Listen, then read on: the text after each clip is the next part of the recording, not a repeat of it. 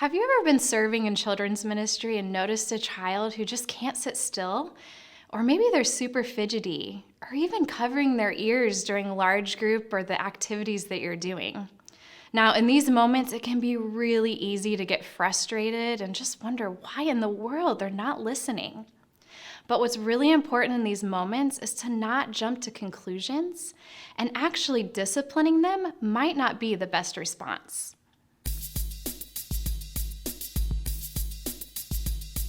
Some children's brains process information differently than your brain or mine. If we can better understand how kids with differing needs operate, we can better understand how to see them and love them like God does. Our brains are constantly taking in new information from our environments called inputs. These inputs can include things like a classmate laughing, cars outside, a teacher's instructions, and the heater. All of these things are processed in our brain, and in the typically developed brain, we are able to filter out what's important and focus on that in our conscious thought. Not all children process sensory inputs this easily.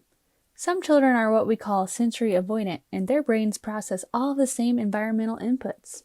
However, when their brains go to process the information, they have a hard time filtering anything out, so everything reaches the conscious thought. Sit down. As you can imagine, this is a lot of information to focus on at the same time. Kids who are sensory avoidant may dislike bright lights, loud noises, different textures, surprise touch, or swinging because it's too much information for their brains to handle. It's pretty overwhelming. It's like how you feel when you're in a crowded room and multiple people are trying to talk to you at the same time. This sensory overload can lead to challenging behaviors, including covering eyes and ears, hitting, screaming, and so on.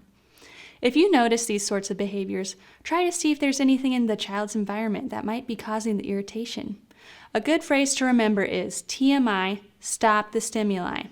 For example, if the noise level is too loud in the room and the child is getting too much input, TMI, through their ears, you can seat the child in a quiet area of the room, turn the volume down on the music, or give them noise-canceling headphones to stop the stimuli.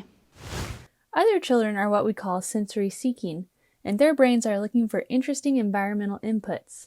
When the brain processes the information, many things may actually get filtered out and not reach the conscious thought unless something is added to them to make them more interesting so that the brain can focus on them. Kids who are sensory seeking may want to touch people around them, wiggle in their seat, spin around, move quickly, or jump up and down.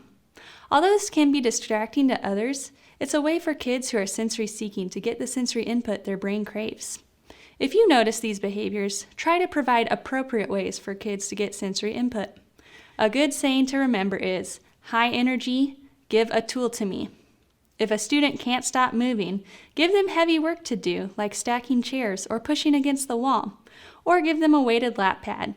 This is called proprioceptive input, and these are all calming techniques. If they can't stop touching others, give them a fidget to play with instead.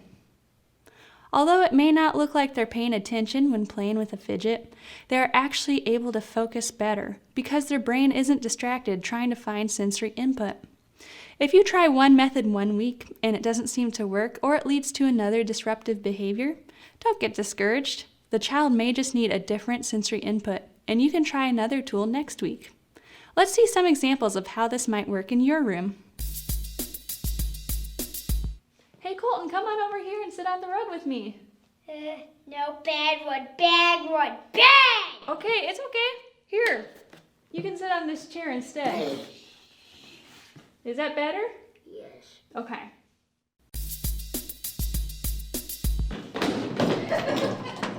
Okay, Colton, it looks like you have tons of energy. How about I get in the wagon and you pull me around? All right.